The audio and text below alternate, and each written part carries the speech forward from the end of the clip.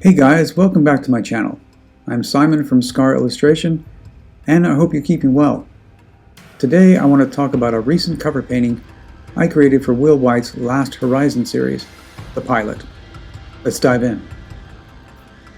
Before I even started on the thumbnails for this painting, I had to design the main character and the weapons.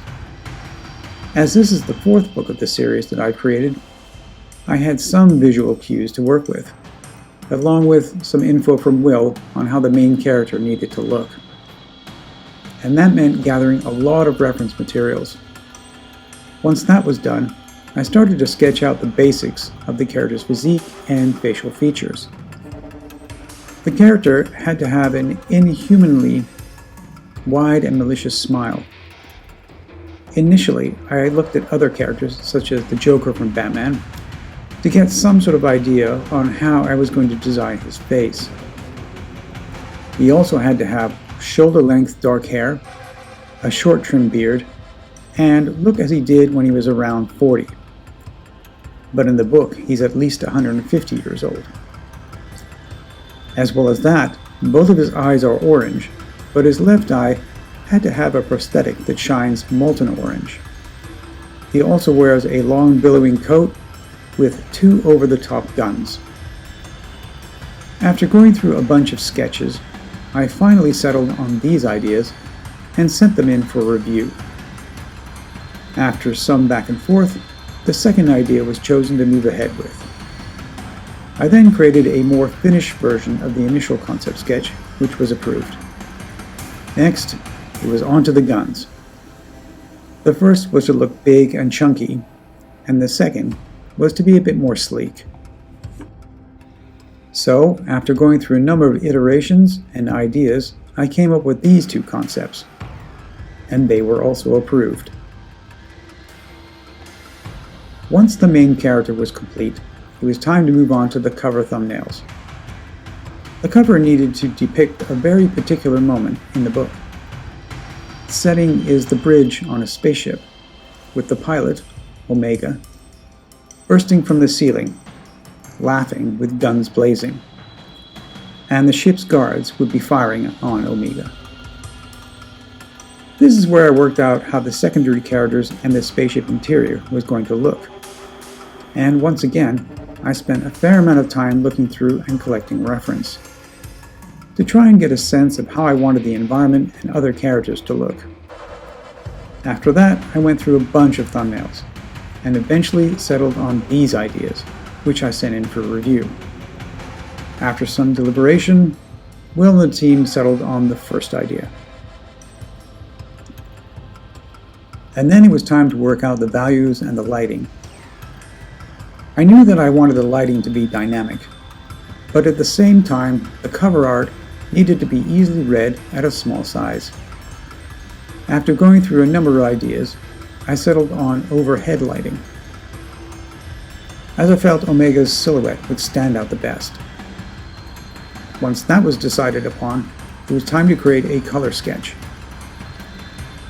I grabbed the approved thumbnail, expanded it up to the dimensions that the final cover would be, and painted over that to create the color sketch. I decided to keep the most saturated areas confined to Omega and the laser blasts, and everything else would be painted in more muted colors. In order to get the spaceship interior to look good, I went back and looked over all the reference that I had gathered at the start.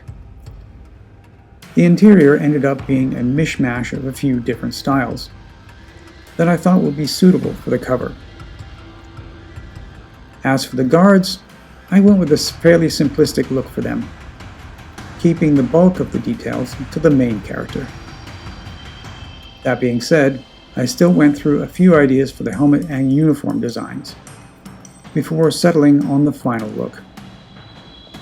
And then finally, I had to design how the debris would look. In my mind, it had to look as realistic as I could make it. Otherwise, I wouldn't be able to sell the idea of the character crashing through the ceiling. I looked through a ton of reference to see how the materials might act, before going with the final color sketch and sending it in for approval. Once the color sketch was approved, it was time to tackle the final painting. The first thing I decided to do was to create a 3D model of the spaceship interior, as it appears on the thumbnail. Using 3D in my paintings is a fairly recent addition, but I found it to be invaluable for these types of situations, where I can get the perspective right and even know how the light and shadows will look in the space. Now, I'm by no means a 3D artist, quite the opposite in fact, but with the help of YouTube, perseverance, and a lot of swearing, I managed to get this basic model of the interior, which would be the basis for the final cover painting. After that, it was time to shoot some reference photos for all the figures. I don't have access to professional models, and so, once again, I was the model. After a bit of back and forth, I managed to get the poses that I was after, and the lighting that mirrored the color sketch. Usually, in these cases, it's several photos stitched into one for each of the characters, so I can get what I'm looking for, and that's exactly what happened here. Now that I had all those components in place, I could create the final sketch. The final sketch is usually fairly time-consuming, which was definitely the case here. But I think it's time well spent, because it's better to take more time and get the sketch right now, rather than move ahead on something half-baked and then have to fix things later. I started on this painting in the usual manner. I blocked in all the characters and put them on separate layers, and then used the block-in shape as the base for each character. Starting with the main character, I added another layer on top and changed the layer to quick mask. From there, I blocked in all the different areas on the figures in flat colors. Then I flattened those two layers and used that as the final base. I find this is a pretty efficient way to work on all the areas of the figures, without having to spend a lot of time repainting areas to get them accurate. Once that was done, I then went on to the main character's facial features. I started with a darker mid-tone, and then went over that with a lighter mid-tone, just to get a sense of the volume of the face, before moving on to the eyes, mouth, and teeth.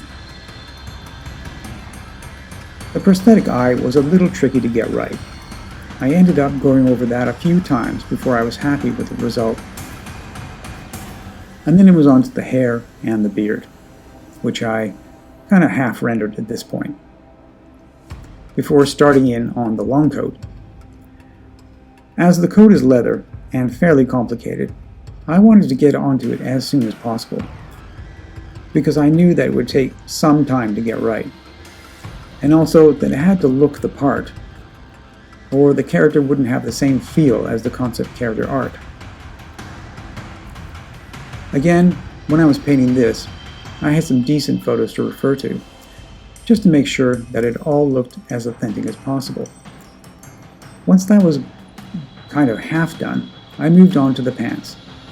These were also fairly complicated to get right, and I was looking at a few different reference photos, so as to get them as good as I could.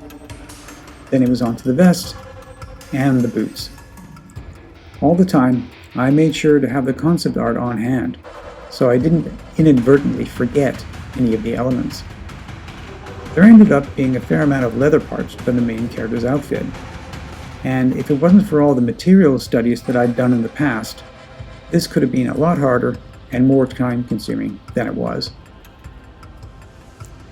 Because the reference materials that I had didn't cover all the details, so I had to make up some of those things, and still have them look as seamless as possible.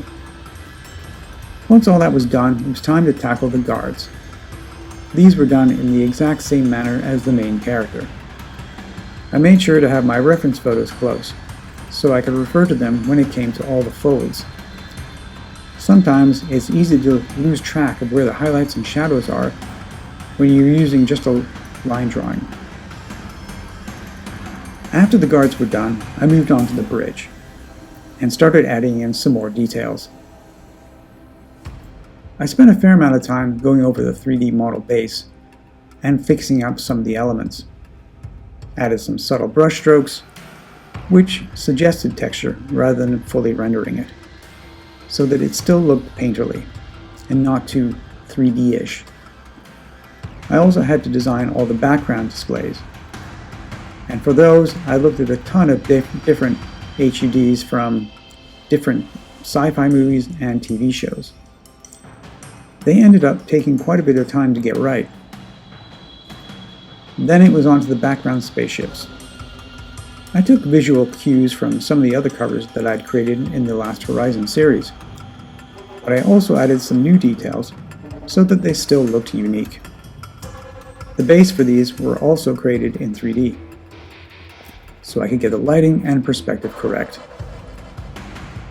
And then finally, I worked on the foreground dust and debris. And again, there was a lot of back and forth on this, looking at different reference materials, looking at all the different shapes, and how they all balance together, as well as making sure that the lighting was consistent, and that they also looked like they were falling in space.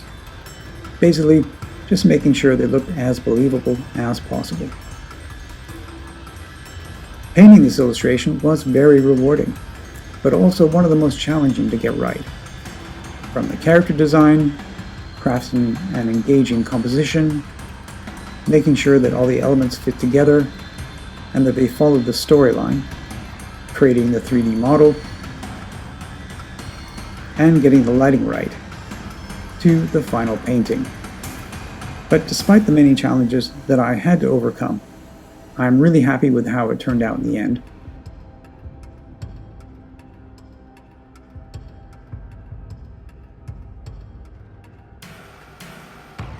If you found this video helpful or entertaining, hit that like button and subscribe for more tips on improving your art and staying creative.